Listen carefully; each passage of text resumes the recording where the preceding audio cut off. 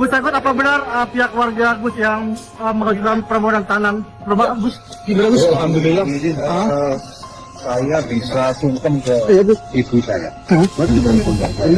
Beneran Pak.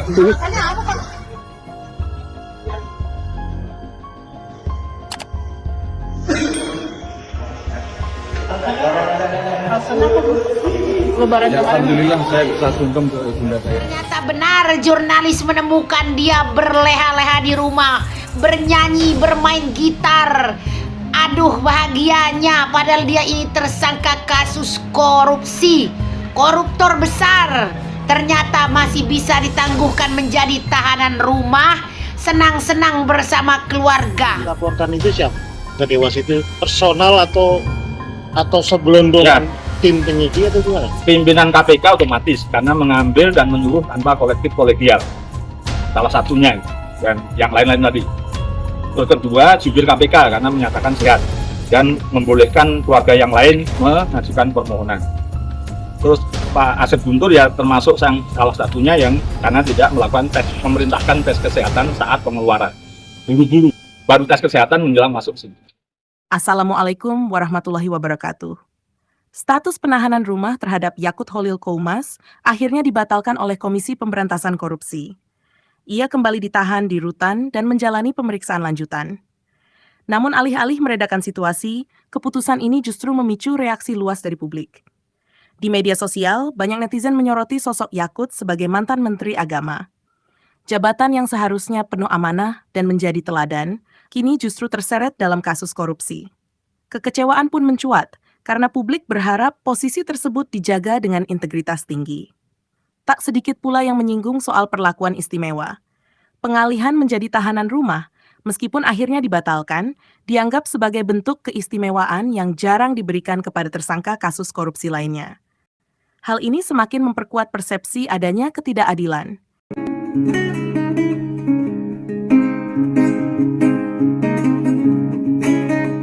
Sampai sekarang gue masih nggak habis pikir sama KPK. Kok bisa-bisanya mereka menetapkan terpidana korupsi Yakut Holil sebagai tahanan rumah. Dan alasannya pun bukan karena dia sakit, melainkan karena permintaan keluarganya katanya. Maksud gue kayak, kok gampang banget. Mereka kok nggak mikir ya kalau hal itu bisa berpotensi menjadi presiden buruk bagi penegakan hukum di Indonesia. Kalau seorang terpidana korupsi Yakut Holil saja bisa mendapatkan keringanan semudah itu, keluarganya mengajukan agar Yakut Holil dijadikan tahanan rumah, kemudian langsung dikabulkan oleh KPK. Bukan tidak mungkin, ke depan akan banyak para narapidana korupsi lainnya juga minta ataupun menuntut perlakuan yang sama kepada KPK. Mirisnya, KPK melakukannya secara diam-diam. Rasanya sulit dipercaya kalau tidak ada intervensi dalam kasus Yakut Holil ini. Tapi untungnya ketahuan setelah dispil oleh istrinya Immanuel Ebenezer. Tapi setidaknya kita masyarakat jadi tahu kalau KPK juga ternyata bobrok. KPK baru memberi klarifikasi setelah ditanya oleh media, kemana Yakut Holil, kenapa dia tidak ada di sel tahanannya. KPK menjelaskan, oh saat ini Yakut Holil sudah ditetapkan sebagai tahanan rumah karena ada permintaan dari keluarganya. Lah kita masyarakat kaget dong, nggak masuk di akal. Seorang terpidana korupsi yang sudah merugikan keuangan negara ratusan miliar rupiah yang seharusnya mendekam di dalam sel penjara, tapi malah dipulangkan dengan alasan karena adanya permintaan dari keluarganya untuk dijadikan tahanan rumah. Orangnya juga kagak sakit, sehat walafiat. Jadi ini konsepnya gimana sih? Jadi biar Yakut ini bisa lebaran di rumahnya bersama keluarganya, apa gimana nih? Sekarang kalian paham kan kenapa pemberantasan korupsi di Indonesia nggak akan pernah tuntas? Ya karena kalian lihat sendiri penegakan hukumnya kayak gini cuy. Ya jangankan sanksi sosial kayak semacam cancel culture, sanksi pidana yang seharusnya ditegakkan saja itu tidak dijalankan. Inilah salah satu alasan kenapa kasus korupsi di Indonesia terus terjadi, dan mungkin ini juga salah satu alasan kenapa para koruptor di Indonesia ini merasa nyaman banget karena punishment yang nggak ada ngeri-ngerinya sama sekali. Jadi kalau sekarang kita, rakyat mendesak agar para koruptor ini dihukum mati misalnya, ataupun dimiskinkan, harta hasil korupsinya dirampas semuanya, kayaknya itu masih jauh ya, itu masih jadi angan-angan. Sekarang tuntutan kita sebagai rakyat, yang pertama, usut dan periksa semua pimpinan KPK, karena rasanya tidak mungkin tidak ada intervensi dalam kasus ini. Yang kedua, cabut status tahanan rumah terpidana korupsi Yakut Holil. Kembalikan ia ke tempat seharusnya, yaitu sel penjara. Biarkan ia menjalani hukumannya. Yang ketiga, lembaga KPK harus direformasi karena ini udah nggak bener banget. Saat ini tuh saya sedang merasa kecewa berat terhadap institusi Komisi Pemberantasan Korupsi. Saya selalu datang jika diundang, baik itu menjadi peserta ataupun narasumber oleh KPK. Tetapi ketika keputusan KPK melakukan pengalihan tahanan kepada mantan Menteri Agama Gus Yakut, dari yang tadinya tahanan di rutan menjadi tahanan rumah, tanpa ada keterbukaan kepada publik, ini tuh sungguh sangat ironis sekali sih. Kalau saja tidak ada yang membuka semua ini, kita mungkin tidak pernah tahu. Bahkan ketika kita melihat bagaimana cara komunikasi publik KPK untuk menjelaskan peralihan penahanan itu, saya kok melihat di sini tuh ada sesuatu yang janggal yang terjadi di internal tubuh KPK itu sendiri. Kalau sudah seperti ini, bagaimana masyarakat bisa percaya terhadap kasus-kasus yang saat ini sedang ditangani oleh KPK, terhadap proses penegakan hukum, dan terhadap keadilan? KPK menjamin memang selama Yakut itu menjadi tahanan, pengawasan melekat itu dilakukan oleh KPK. Tetapi bagaimana caranya bisa menjamin publik juga bisa percaya terhadap kinerja yang dilakukan oleh KPK dengan melakukan pengawasan melekat itu? Jubir KPK menjelaskan, pengalihan penahanan ini merupakan permohonan yang disampaikan pihak keluarga Yakut sejak 17 Maret 2026 dan permohonan tersebut ditelaah oleh penyidik. Kemudian atas permohonan itu ditelaah dan dikabulkan dengan pertimbangan sesuai dengan pasal 108 ayat 1 dan 11 Undang-Undang Nomor 20 Tahun 2025 tentang KUHP. Sementara ketika kita melihat tahanan-tahanan lain itu tetap ada tuh di rutan KPK, bahkan mereka juga ada yang mantan menteri, mantan wakil menteri. Jadi pertanyaannya adalah, ada apa dengan KPK hari ini? Kenapa kok tebang pilih seperti ini? Hebatnya hukum di negeri Konoha. Ini seorang mantan menteri yang dinyatakan jelas-jelas terduga kasus korupsi dana kuota haji. Orang sudah menabung bertahun-tahun tidak diberangkatkan haji. Inilah namanya mantan menteri agama Konoha yang bernama Sikutkut. Jadi si Pak Yakut ini selama ini sudah diselidiki dan dinyatakan dialah tersangkanya. Akhirnya dia ditangkap dan dimasukkan di penjara. Namun alih-alih dia mendapatkan hukuman yang setimpal dengan dana 622 miliar. 622 miliar ini uang dari para kuota haji, uang dari para jemaah haji yang mau berangkat. Namun bukannya mereka diberangkatkan sampai ke Mekah Madinah sana, ternyata uangnya habis dikemanakan. Akhirnya mereka tertunda entah kapan mau diberangkatkan. Apalagi para haji, jemaah-jemaah haji yang sudah tua, kemungkinan tidak bisa berangkat lagi kalau mau masih menunggu 10-an tahun lagi. Padahal dari 2014 mereka sudah mendaftar, sampai sekarang kuotanya untuk berangkat tidak ada. Ini Pak Yakut ternyata dia sudah diambil oleh KPK kemarin, sudah terduga tersangka, lalu dimasukkan di penjara. Lalu ketahuan pada saat malam takbiran sholat Idul Fitri, mereka menyatakan, tidak satu, cuma banyak orang menyatakan bahwa dia keluar dari sel tahanan KPK. Ternyata dia dirumahkan, ditahan di rumah. Sungguh ya, dipermainkan hukum di Konoha ini. Kenapa sampai sudah ditahan di penjara KPK lalu dipulangkan di rumah malah main gitar ya. Ini saya acungkan jempol untuk para jurnalis yang mengetahui keadaannya. Diselidiki kemana dia pergi. Ternyata benar jurnalis menemukan dia berleha-leha di rumah, bernyanyi, bermain gitar. Aduh bahagianya, padahal dia ini tersangka kasus korupsi, koruptor besar. Ternyata masih bisa ditangguhkan menjadi tahanan rumah, senang-senang bersama keluarga. Bukan karena sakit, bukan karena masuk rumah sakit. Ternyata dikarenakan ada permintaan keluarga. Hebat hukum di Konoha ya. Terkadang orang susah yang maling ayam saja, bapaknya meninggoy di rumah, tidak boleh pulang melihat bapaknya yang tiada di rumah. Karena dia orang susah. Karena orang miskin tidak bisa melihat walaupun istrinya meninggoy dalam rumah. Dia tidak bisa ditangguhkan untuk pulang melihat keluarganya yang tiada di rumah.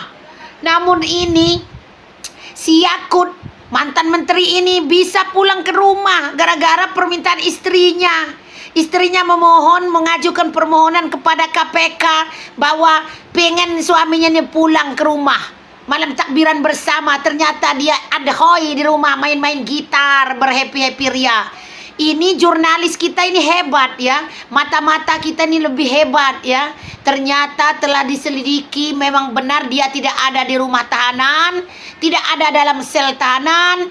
Kan di sana banyak suami orang sama-sama di tahanan, mereka tidak keluar, cuman dia doang yang bisa keluar. Ternyata dia pulang ke rumah menjadi tahanan rumah. Alangkah hebatnya nasibnya ya, sudah menghabiskan miliar-miliaran ya. Makanya KPK menciduknya karena terbukti kuota untuk haji itu tidak bisa digunakan mulai dari tahun 2023 sampai 2024 baru ketahuan diselidiki ya. Sebenarnya kuota hajinya sudah lama, banyak pendaftar dari 2014. Belum berangkat sampai sekarang. Akhirnya ditunda lagi. Saya dengar tadi malah yang mau naik haji itu ditunda sampai tahun 2034. Kalau yang masih muda masih sanggup dia naik haji 10 tahun lagi. Namun untuk yang sudah tua, kasihan mereka menabung hasil berjualan, hasil bertani, mau naik haji. Ini nilai ibadah loh ini. Ibadah orang tertunda. Alangkah besar dosa yang kau, beban yang kau derita ya. Wahai orang-orang koruptor, sengaja mengorupsi untuk orang naik haji, itu ibadah besar. Bahkan jerih payah orang itu. Kadang tukang becak yang mendaftarkan diri mau naik haji, ternyata sia-sia belaka. Disinilah polemik mulai memanas. Berikutnya saya datang ke sini memasukkan surat yang ditujukan kepada Dewan Pengawas KPK terkait dengan pengalian penahanan rumah tersangka YCG, mantan Menteri Agama. Masyarakat Anti Korupsi Indonesia atau MAKI langsung mengambil langkah tegas dengan melaporkan pimpinan KPK ke Dewan Pengawas. Laporan ini bukan tanpa alasan. Dan materinya adalah yang pertama, pimpinan KPK diduga membiarkan KPK diintervensi pihak luar dalam melakukan pengalian penahanan rumah YCG dan tidak melaporkan dugaan intervensi tersebut kepada Dewan Pengawas KPK.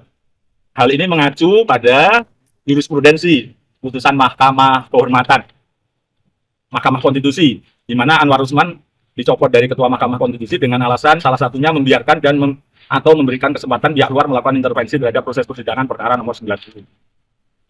Yang utama. Yang kedua, juru bicara KPK Budi Prasetyo memberikan keterangan tersangka YCG dalam keadaan sehat saat dialihkan penahanannya menjadi tahanan rumah, bukan dalam keadaan sakit. Hal ini bertentangan dengan deputi penindakan KPK Sep Guntur yang menyatakan YCG dalam keadaan sakit, GERD, dan asma. Nomor 3, Deputi Penindakan KPK Sep Guntur tidak melakukan tes dan cek kesehatan melalui dokter yang kompeten dalam memerintahkan pengalian tahanan rumah tersangka YCG.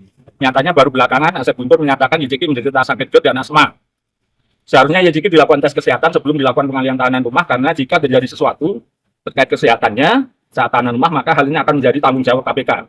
Dan nyatanya belakangan ketahuan YCG menderita sakit GERD dan asma sebagaimana dinyatakan Pak Sep Guntur yang berpotensi anfal dan anfal terhadap penderitanya. Selain dari kondisi kesehatan saat ini juga hasilnya tadi ya informasikan bahwa salah satu hasil dari asesmen kesehatan itu adalah yang bersangkutan itu mengidap GERD akut ya, dan pernah dilakukan endoskopi dan kolonoskopi. Saya kurang begitu hafal istilah medis yang nanti bisa rekan-rekan cek, juga mengidap asma yang bersangkutan.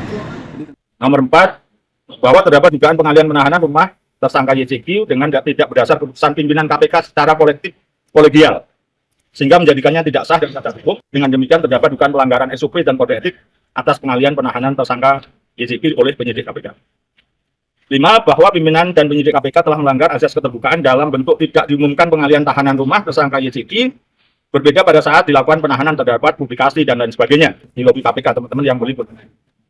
6, bahwa pengalian penahanan tersebut terbongkar telah dibuka oleh istri Emmanuel Ebenezer, Mbak Sylvia Arifah, dan atas penasaran warta teman-teman media karena tidak melihat keluarga tersangka Yakut berkunjung saat lebaran.